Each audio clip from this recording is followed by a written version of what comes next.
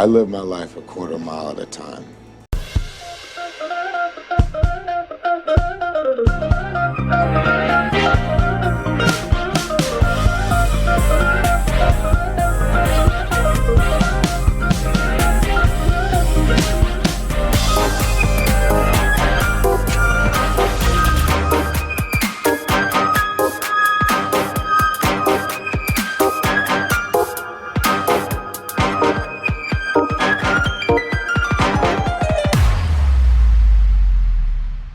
Welcome back to the Quarter Mile Podcast. If you are here on this episode, you've made it to our season 2 finale. We have, for the past 10 episodes, been reviewing Fast and Furious adjacent films, and we've reviewed really weird ones, CJs, haven't we? We've hit. I've enjoyed Yeah, them. it's been a stretch.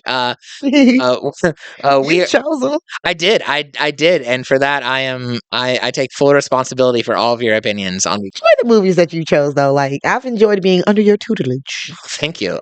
I'm so excited for season 3 when we're back to good movies. Come on, man. These movies ain't been that bad. Well, today we are reviewing The Fast and the Furious, and you aren't mistaken. That is the correct name. It is the 1954 Fast and Furious, and we're joined today with one of my favorite people and another comedian. I feel like we're just bringing new comedians every week. But in addition to that, he's a movie critic, film buff, cool dude. He is cool. I'm happy to bring you guys Matthew Blevins. Listen, Matthew, we're so excited to have you here. I'm going to ask you the age-old question, and I say that the year-old question that I've been asking all of our guests. Tell us a little about yourself, and most importantly, tell us about your relationship with The Fast and the Furious. And I guess in this case, it can be with either the movie we're reviewing today or the actual franchise, God's favorite series. My relationship with it, I think we're just on good friend terms. We're not taking it any further than that, you know. But as far as Not good friends, sir. yeah, just Y'all are platonic. yeah, Platonic, we're yeah. platonic. I'm trying to respect its boundaries and it respects my boundaries. It's Fair. a good arrangement, but I love that description. That's a great answer. well, yeah, like I'm Matthew Blevins. I'm a comedian kicking around on all of the stages in Nashville. You might have seen me. Most of you probably have not. I've been a comic for about 9 years now. I started out in Omaha and Lincoln, and prior to being a comic, I was actually a film critic for Next Projection out of Toronto, and we did a lot of stuff for the Tiff Bell Lightbox, and I had series like the Cult Picks and Trash Flicks series where Cool. yeah, I would review stuff like Roger Corman movies all the time because Nice. to me this stuff is important. It has a purpose, you know. And Roger Corman he came to the party earlier than everybody else in just about every genre, and he did it cheaper and more efficiently than anybody else. And for that, I have nothing but respect for the guy. Plus, he found all of these amazing talents, you know. So for me, I like the Fast and the Furious movie. It means more to me than any of the other Fast and the Furious movies. That's why I picked this one to be on. That's right. Aw. You did specifically request this. So you were maybe our first sign up for which movies to do, and you picked this one. And now it makes so much sense. My first thought was like, really? Yeah. No, I like to hide in obscurity. See, if you pick the most obscure titles, then you never have to worry about anyone seeing you. So Look at you, man of mystery. So this is our last episode for season 2. We do have a few later little filler episodes, like in anime when you have the main storyline, but then after a big plot point, it goes. Yeah, it goes We into the We got like 3 filler episodes. I'll tell you guys about that at the end of the show. But I think that's what we all are here for, is to talk about The Fast and the Furious. so Fast and the I didn't even realize that it was The Fast and the Furious until you really just said that. I was like, oh. Yeah, it was The Fast very and the intentional. Furious. When I started preparing for this season 2, my big plan was to, in case I didn't want to go past 2 seasons, I liked the idea of ending with this movie review, because then my first episode and my last episode would have had the same name. Very good. So yeah. circle. But we're just gonna keep going until we find a third Fast. We're squaring the circle. So, yeah. Anyway, let's talk a little bit about The Fast and the Furious. First of all, just the connection this has with the actual franchise with Vin Diesel and all of them is when they made the 2001 The Fast and the Furious, they actually bought the title rights to this The Fast and the Furious. And there's an interview where with the director where I heard him talk about how like this is a rare moment where like movie directors and production studios actually got along and just did things to be nice. Oh, So they reached out and they said, "Listen, you could try to name your movie this, but there would be a lawsuit and you'd probably lose. But we just want to give it to you." Well, And so nice. yeah, and That so sounds good. that it just worked out, and so that's cool. There were several options in contention, if I recall. Yes, the best one was Race Wars. Race Wars, yeah. The Red Line was another. Oh, race war. That was Yeah, because Race Wars was a thing in the movie, a race. of a race. Yeah. But talk about I've sent the wrong message. yeah, absolutely. Can you imagine if 2 races, 2 wars, Race War, Tokyo Drift, race? Yeah. Now that you're saying that, Although it might have gotten really popular recently, honestly. Yeah, it might have really picked up. But I am glad that they did not call it Race Wars. Also, like, I feel like we've talked about Red Line enough. oh, we have. So that I'm glad they didn't make it. Anyway, so they landed on the Fast and the Furious, but before there was the Vin Diesel Fast and the Furious, there was the 1954 Fast and Furious, which was shot in 9 days. They shot this movie in 9 days, and like you were saying, Corbin, he only spent $50,000 on it, and the movie ended up making $250,000. Yeah, Nice. smart guy, and he did second unit direction on this, I guess. And because of the work that he did with the camera and being behind the camera, he wanted to start directing movies because of this movie. Really? Okay, that's really cool. So this was the movie that did it for him. This was his breakout. His The only 2 casts that I noted, although if you guys have more thoughts on the rest of the cast, you're more than happy to share about. But John Ireland was Frank Webster, and the other movie I'd recognized him from was Spartacus, and that was about it. And then Dorothy Malone was Connie Adair. yeah. Her character, we'll get into it, was the most annoying to me for the entire movie. And it would actually be a fun game or a fun poll to put out. Who is more annoying, Connie in this movie or Jillian in the Fast and the Furious? Oh. I think that Connie probably has less survival instincts. Connie seemed to be trying to have herself killed. And I just couldn't understand her. Yeah. For the life of me, she was probably the most quintessential dumbass in so much. It's like getting into a codependent relationship with your captor one day into. Oh, Jesus Christ! Like that was just ridiculous. It got dark there. I mean, like if people that look at this as like a love story and like, oh, that's romantic. I don't know. I look at it as like Stockholm syndrome. Oh, absolutely Stockholm syndrome. My only question is, why did they kiss so hard in the 50s? Oh, that They kissed so hard. first kiss where he kissed her before she was in love with him was a little awkward. I felt like someone should call an authority. What are those authorities going to do? The cops in this movie were just So useless. Well, they were another so you. movie, apparently. So, I will say that has been a running theme. Yep. Cops have never been good. that fit well with because in all the Fast and the Furious. Because how you gonna ask this man, what are you doing? Is everything okay? What's going on? You were speeding and your taillight's out. This woman seems to be disturbed, but it looks like you're the police instincts. No, nobody had any instincts because during that time, again, that's when women had no rights. Right. So, correct, is that your wife? No. Oh, okay. Okay. He must be telling the truth. He's telling the truth. yeah. Also, like their big way to find the leads was like ask a guy who's coming in and out of a coma. This seems like a way to. I just don't understand why the main character looked so old. Yeah, he looked like he was ready for retirement. Yeah, he's supposed to be this young. So help me with what did he do? He was a truck driver, Right? And then did he like kill someone? No, it was an accident. Yeah, he was running his own truck driver business, and the man wanted to bring him down, and so they were trying to run him off The road, yeah. and then so he kind of did some defensive driving, and then ended up driving. I like how you said defensive driving. Accidentally, and apparently then chose to break out of jail because he figured they were definitely going to find him guilty. Right. Nobody came to his like. That is such a jump for an accidental workplace. I mean, don't get me wrong. I feel for the what must have been going on through his head when he accidentally killed a guy, but like He's a white man in the 50s. He would have been fine.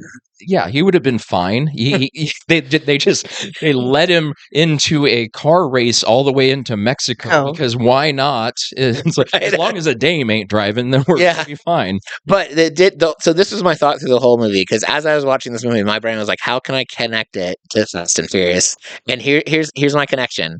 In the first Fast and Furious in 2001, the issue was they were stealing DVDs from truck drivers, and there was all these scenes where like they were fighting off, the truck drivers were just doing their day job, people were breaking in and they were like pulling out baseball bats and fighting off I would have loved for the first truck driver in that 2001 movie to be this guy. He got his life together, he got back on the road, and what happens but Vin Diesel and his gang show up to take DVD VCR combo players that he's delivering to the shipment. He wouldn't know how to program them anyway. Yeah, this one was I just didn't understand, because the way he broke out of jail was weird. Did we ever see him break out of jail?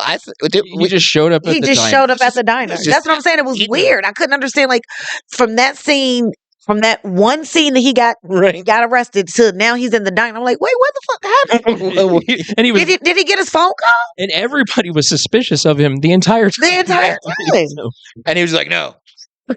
Like, I couldn't understand it. And where in the hell did he get the ID from? Brian Myers. Where did that come from? I don't know. I don't know if they covered that. They probably, that was probably a loose end that they did not tie up, is my guess. Like, I never could figure out, like, how did he get in the damn race? Yeah, he got in. Like I said, it's 1954. As long as you're not a dame, they'll let you drive to Mexico. I'm sure that they may. Hey, you can't do it. It's too dangerous. It's too dangerous today. Yeah, and then Connie taught him how to be a better driver. Which I give credit to the movie about, and a better person. Because he turned himself in. I will give credit to the movie about that. At least they acknowledge that women can drive. Yeah. At that time. That's true. Yeah. So he, like, even some of the monologue between other, like, whoa, she's like, that's not cool. Women are really good. Secret badass. The whole time. The whole time. And I mean, right from the very beginning, that opening scene where she pulls in and the other dude who he eventually kind of kills, or no, he doesn't kill. He just knocks him out. He knocks him out, but the cops show up, thinks he's shot. Talk to the gal about pineapple juice for another half an hour, and then just let this guy lay on the floor, wait for an ambulance. No checking in. Shit, now I'm not gonna lie, she was probably my favorite character. The waitress. Yes, I'm not gonna lie. I agree. The waitress was my favorite character. She was the smartest one in the. She could be in any movie today right now. I tell you, like, I was looking at her, I was like, this is a Boondocks character to me. She is a Boondocks character. Like, everything, like, she is the woman that you want to meet on the street. Like, is my hair good? Okay, good. Put some lipstick on real quick. Taking my picture. You might be taking my picture. Hold on. I love everything about her. I love. I agree. She was great. We only saw her for that opening scene, but like her acting in it was enough where I was like, we should see more of her. Exactly. And that's what you want. For bit parts in a B movie, especially like a first time production from a Roger Corman, you don't usually find performances like that with these side characters. No, they're usually way over, but there was something authentic about her that was just endearing. Very much so. Yeah. Very much so. Where was this shot at? Oh, I have no idea. Near Mexico. That's true. You had to be in Cali. Mexico or the 50s. So it had to be California, Mexico. I'm guessing. That probably is true. So before we share more about our thoughts, we do want to, in case you're watching this or listening to this podcast and you're like, what movie are they talking about? I didn't watch it before listening to a podcast episode about it. We do an age-old tradition here, and by that I mean a year-old tradition, where we have an AI plot summary, and our guest always gets the opportunity to read the plot summary. For this week, our plot summary is coming from the perspective of someone who was existing in the 1950s. So just kind of some old school language that we hope will be entertaining. And Matthew, we're so excited for you to read it for us. So are you going to read it in the style of the old school radio? That's what I'm hoping to do. But we'll see what comes out of my head, you know? To let it just flow, let it breathe, man. Just be in that flow state. So we'll give it a try here. All right. Gather around, all you cool cats and hip chicks, because the 1955 flick, The Fast and the Furious, is ready to burn rubber and jazz up your afternoon at the Picture House. It's a real doozy, bursting with more horsepower than a stampede at rodeo, and a plot as twisty as a sock hop dance floor. Our tale kicks off with Frank Webster, a rough and tumble rebel who's on the lam. Accused of a crime he swears up and down he didn't commit. He's got more heat on his tail than a grilled cheese sandwich in a roadhouse diner. With Johnny Law breathing down his neck, Frank goes full tilt and hijacks not just any car, but the saucy little convertible belonging to Connie Adair, a gal with more gumption than a double scoop sundae. As Connie and Frank take their show on the road, it's not all smooth cruising. Connie's got sass to spare, and Frank's temper runs hotter than a jalopy with a busted radiator. Because it's a jalopy. Wouldn't you know it, amidst the cat and mouse chases and roadside banter, sparks start flying faster than a 4th of July fireworks show. The dynamic duo finds themselves wrapped up in a high-octane road rally heading straight to Mexico, a getaway plan slicker than greased lightning. Along the way, they dodge cops, nosy rally participants, and just for kicks, the occasional existential crisis. Will Frank prove he's not the big bad wolf everyone's made him out to be? Or will the truth stall out like an old engine on a chilly morning? With car chases that rattle your feelings and dialogue snappier than a finger-clicking jazz. What? The Fast and the Furious roars through its runtime, leaving skid marks on your soul. I'm sorry, skid marks on your I'm glad I didn't read this ahead of time. Ooh, that was a great line. Yes. Skid marks on your soul. It's a gas, daddy-o, and by the end, you'll be rooting for love to cross the finish line before the law shuts down the whole shebang. So there you have it, a movie that's pedal to the metal in every sense and guaranteed to rev your motor. Oh, Lord have mercy. That was great, Matthew. Thank you so much. Wow, I feel like I became something new. Yeah, and something lost came out of there, myself at the same time. And found a part of yourself that you never knew. I am over here dying laughing. I can already tell, and I don't know if I'll do it for the whole episode, but I can already tell when I edit this and I have you doing that. For the video part, it's going to be in black and white. So I'm gonna. I don't know, and now I'm wondering, should I make the entire thing? Oh, Absolutely. oh, yeah. I feel like we should be smoking cigarettes in here, and there should be someone playing a trombone sadly Yes. in the corner. Am I even supposed to be here? Whoa! That's right. I got a lot going wrong right now. Yeah, it's She is a woman, and I'm black. Oh my gosh, it's not Jesus a Christ. great decade for you, but if we're in And I'm in a house? Holy sh! actually, I could probably call the police and have you kicked out. I'm taking over this whole thing. that's true. And Oh, I'm Italian, so I wouldn't be far. You could probably just like this is. Yeah, you're good now. In the 50s, you're good. They've already assimilated you guys. You're good. We've been speaking so highly of this movie, and I do want to eventually get back to our high thoughts of this movie, which maybe we were all high when we were watching the movie. I don't know.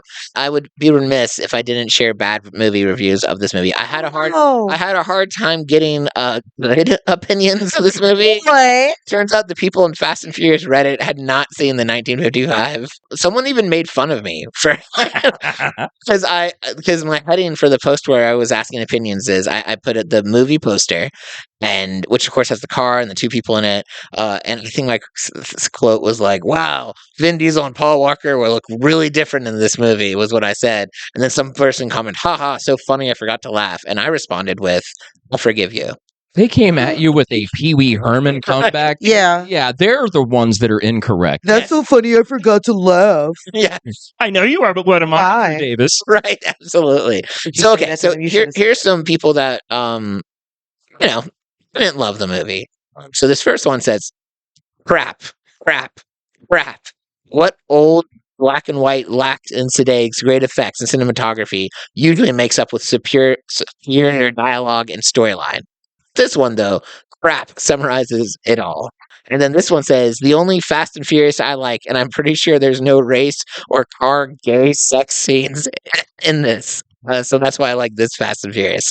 I just want to say that if none of the franchise Fast and Furious Vin Diesel ones, or the ones even without Vin Diesel, have gay sex scenes in them. If you're watching a Fast and Furious movie that has a gay sex scene in it, It's like the Fast and Furious or something. Like it's not. I have gay sex. They don't know, but this person was like, it doesn't have a gay sex scene, so I liked it. I don't I know. think someone is just too uncomfortable with their own sexuality, and Paul Walker did things to them that they weren't prepared for. It's not. Fair. It's not his fault that he was probably the most beautiful man in the world. Yeah. Jesus Christ. Yeah. This one says, I'm still trying to find the logic of how hair can still look that good in a speeding car with the top down. Talking about Connie. Her hair never. Yeah, you're right about that. Yeah. I was. It's not about that. Yeah. What products did they even have? Well, Lack of women rights. That's when women don't have rights and freedoms, their hair stays where the men told it needed to stay. that's true. We need never mind. Prohibition hair. I've been. I did get messed up because she was doing like this at one point. Oh, okay. At one point. The more her opinions were mattering to the movie, the less her hair was. You know what? Shut up. And then this is the either best or worst movie review of all time. I'm ready. It literally sums up any. You could put this in any movie, and it would be just as right in every movie. I just think it's funny that someone was like, "I'm going to put this comment down." It says, "If you like this kind of stuff, watch it. If otherwise, don't." Okay. If you like this kind of stuff, watch it. And if otherwise, don't. So just basically just it is what it is. Yeah. That's the new tagline for the podcast, by the way. If you like this kind of stuff, Watch it. watch it. But don't. You know, I love it. What advice is that? Someone took the time out of their day to write that down. What kind of advice is that? If you like this, They might have been on heavy edibles when they wrote that comment. I feel like they were, because Yeah, that's just it's- rude. Yeah, what a weird comment. Anyway, speaking of weird comments, what are the rest of our comments? Like, what other thoughts and feelings and things did this movie bring up for you? I felt like this was a movie about a woman who was on a quest for pineapple juice and then just got sidetracked the entire time with no survival instincts. However, I must reiterate, she falls in love with her captor.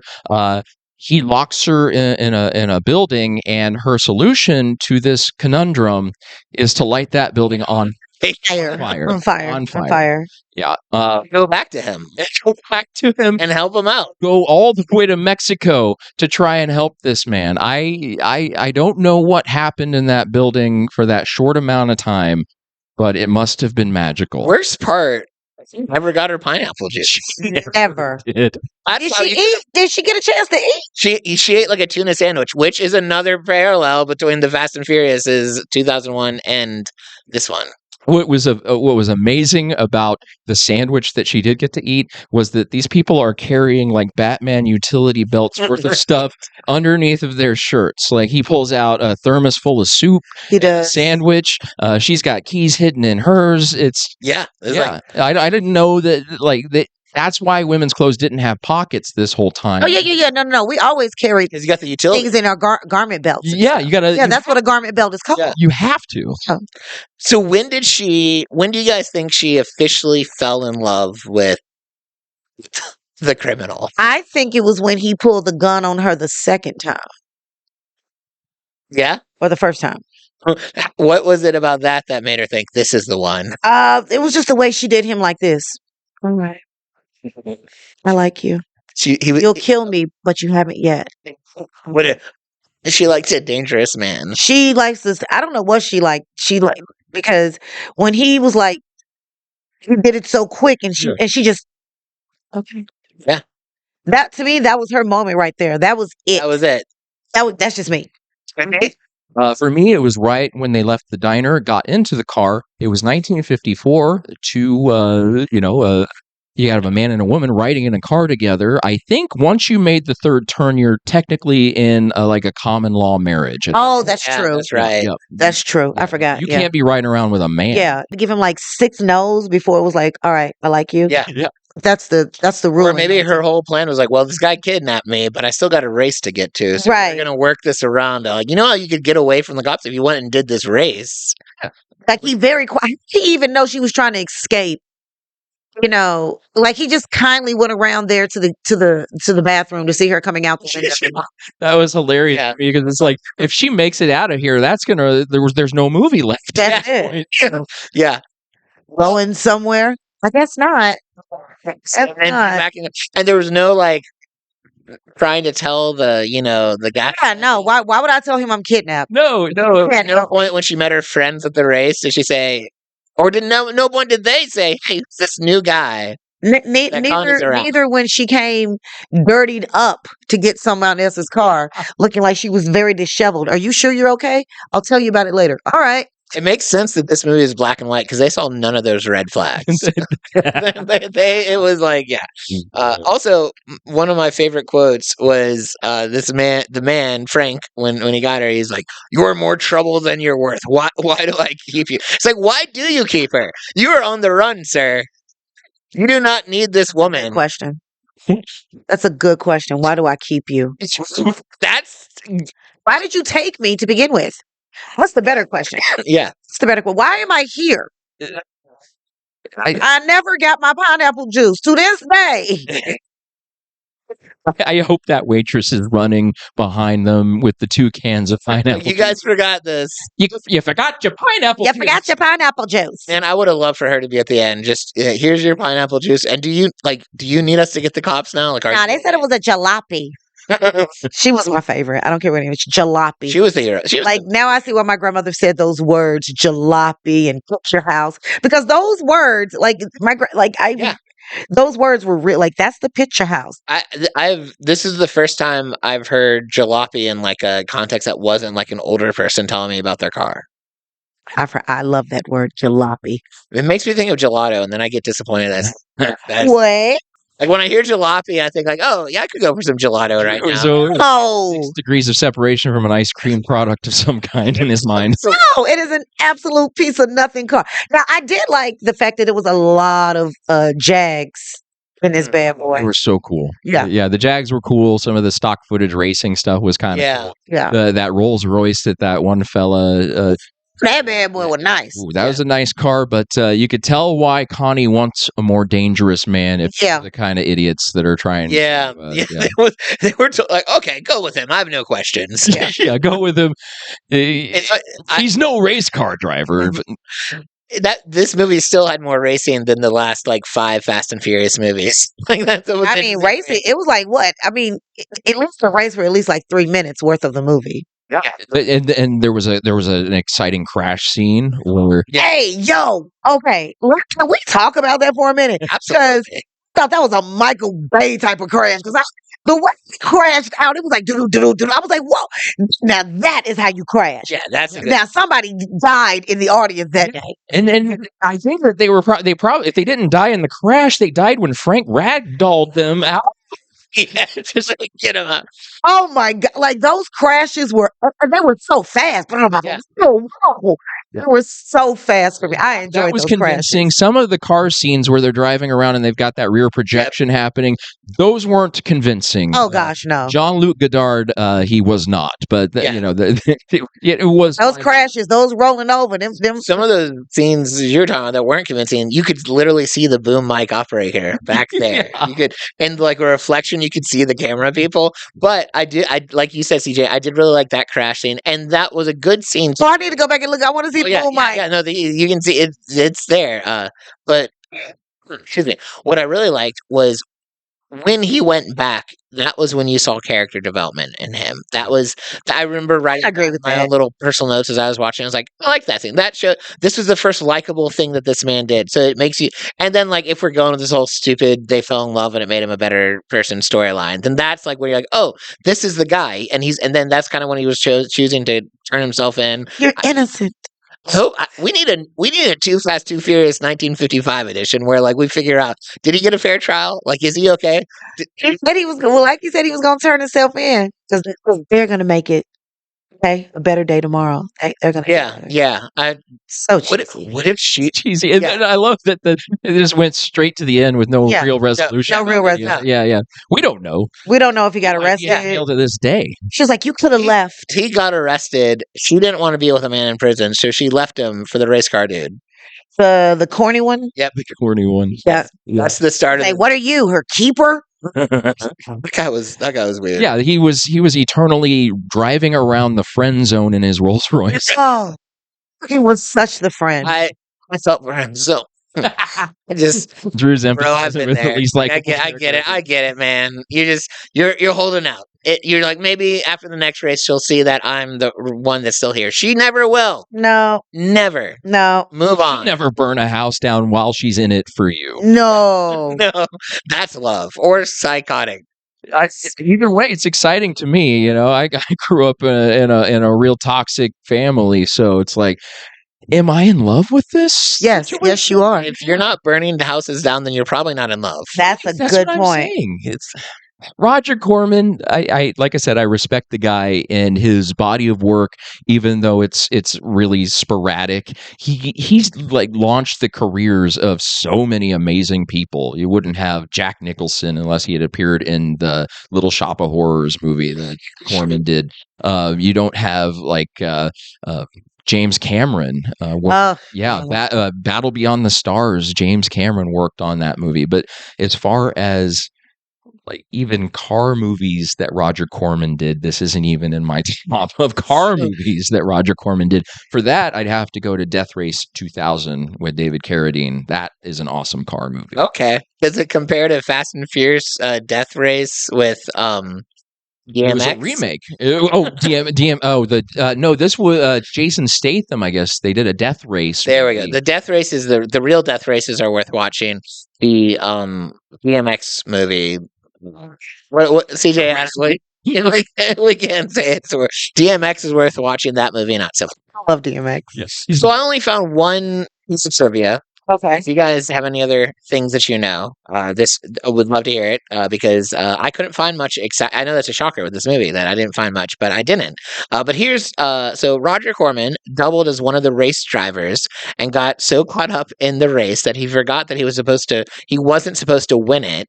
He wound up beating star John Ireland across the finish line, resulting in another take being shot in which Ireland won the race. Oh, so he just got. Oh, he just got. into it. He's like, I want to race. His ego I got love that. so out of control that he blew his own shot. Though I mean, Yeah. that's crazy behavior. That's interesting. That's fun, right? Like fun. that's weird, but Well, not necessarily about this movie in particular, but because of this movie, because of the money that he made on it, he made another movie called "Eat My Dust" with a young. I'm blanking on. Ron Howard. So Ron Howard wanted to be a director, and so Roger Corman allowed him to direct Grand Theft Auto if he would appear in Eat My Dust. So, nice. Yeah. That's fun. Yeah. That's cool. yeah, that's the stuff that rolls around in my head That's all a the good- time. And I love that you're to share that. That's a fun Yeah. thing. Yeah. Good Well, old Ron Howard. Too Fast, Too Furious movie rating. What do we got? What are we giving this? Too Fast, you loved it. Fast, you liked it. Furious, you didn't like it, or you didn't really care. Too Furious, you hated it, and maybe your life's less than because of it. I will go with just. I liked it. Okay. I gotta go Furious on this one. It's like trending on apathy. Because Roger Corman made better movies, but this was an important piece in the creation of this guy's career. So that's kind of cool. But with a 73-minute runtime, it still felt like the longest of all of the Fast and Furious movies. I like that. No. Yeah, where you at with it? I'm gonna give it a Furious. I didn't like it, and I didn't enjoy watching it. I didn't have fun with it, but I didn't like. I don't want to give it it didn't give me a Too Furious vibe, but I feel like it was like an in between Furious and Too Furious. Yeah. I Like- watched worse movies Yeah. from the era. Yeah. Yeah, so it was, but I'll tell you, I kind of have more of appreciation after this conversation of this movie. So that I love it when that happens in this podcast. Is when we talk about a movie, we learn it. I see things through other people's perspectives. Yeah. So like I'm good. I think my honest answer is Furious, but it's more of the don't care Okay. than the don't like. Yeah. So, definitely a weird movie to end our season 2 on. Like we started with Point Break, and then we did this one, and it's like, well, so if you're listen, if you're watching and listening to us, keep going for season 3. We're gonna bring back some good movies. Yeah, we are. We are. Well, We the really thing are. about this one is you can go watch it on YouTube right now, and Yeah. I would like to see in the comments. I want to see everybody's best pineapple gal impressions. Right, absolutely. She was the best. She was. So we are at the point of the show where it's Drew's best bits. This is a very important episode for this little mini game that me and CJ have. To catch everyone up, we've been doing this every episode for season 2.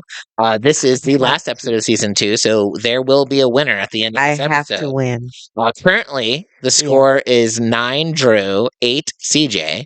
The way this works, Matt, is I'm going to give three of my best bits or best scenes in the movies. I'll tell you the qualifier, but every week we pick a different qualifier and different, it could be like our favorite scene, the worst scene, the funniest or whatever. I won the last time. And she did win the last time. So, but you have to win your point and Matt's point to actually win. To actually win. If Okay. one of you picks incorrectly, I win.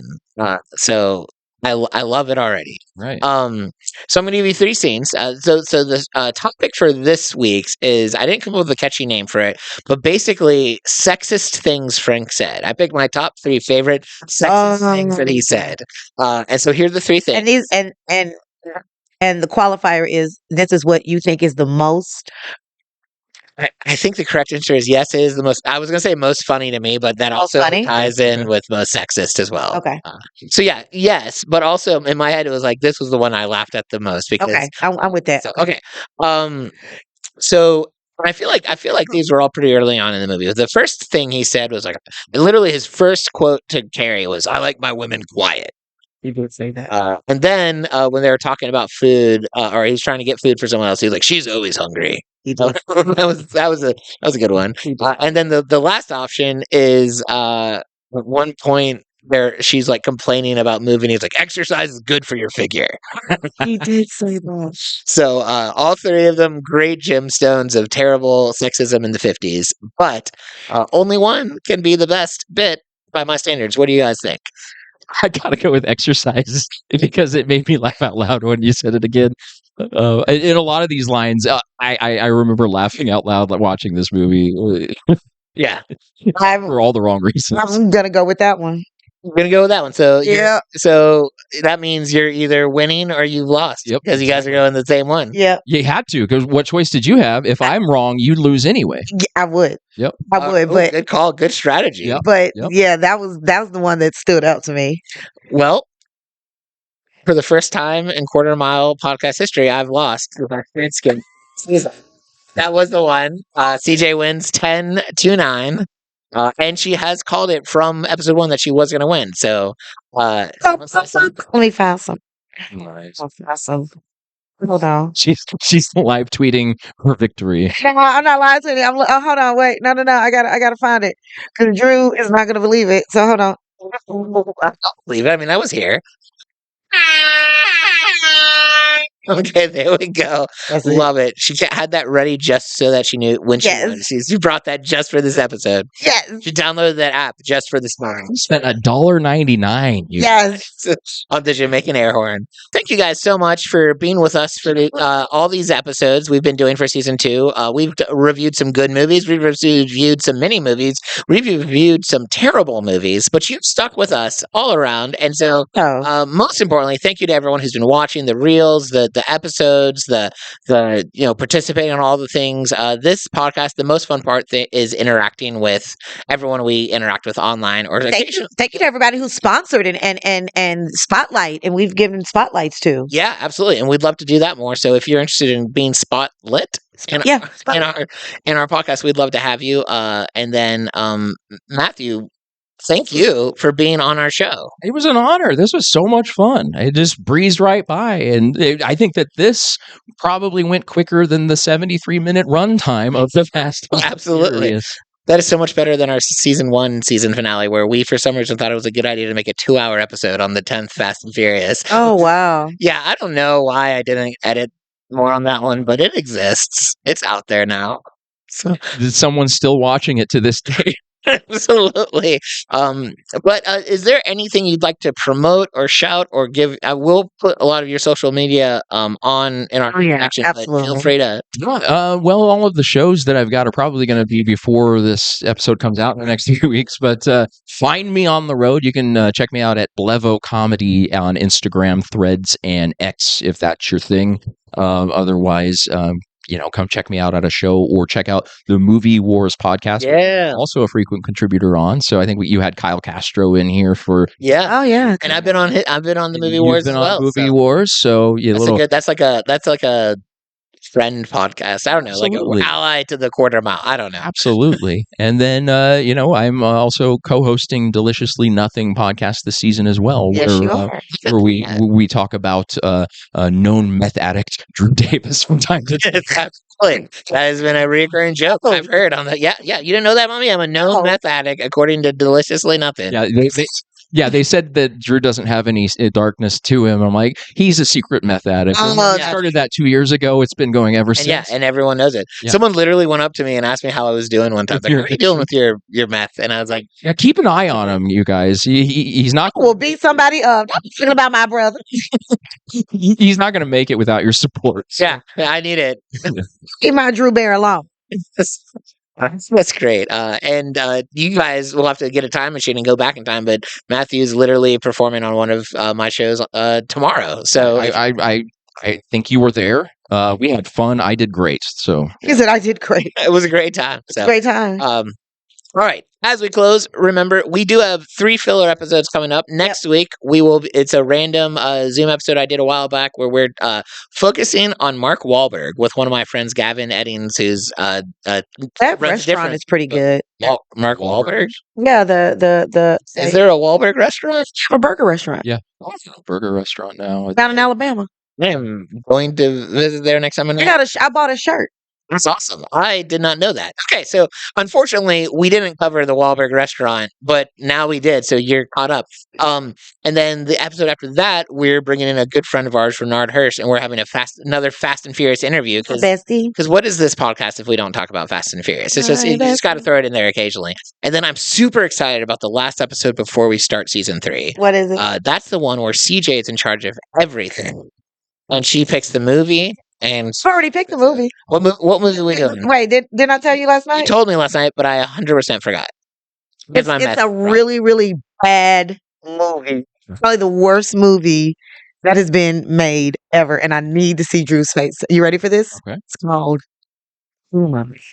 Puma Man. Puma Man. Have you seen him, Matt? I can't say that I have. Are we talking like 70s Yep. blaxploitation? Okay. No, it's not blaxploitation. It's not. It's a superhero. Oh, it's a superhero. Ooh. It's about a superhero. I'm already on board. It's a superhero, but it's definitely what you think it is. Okay.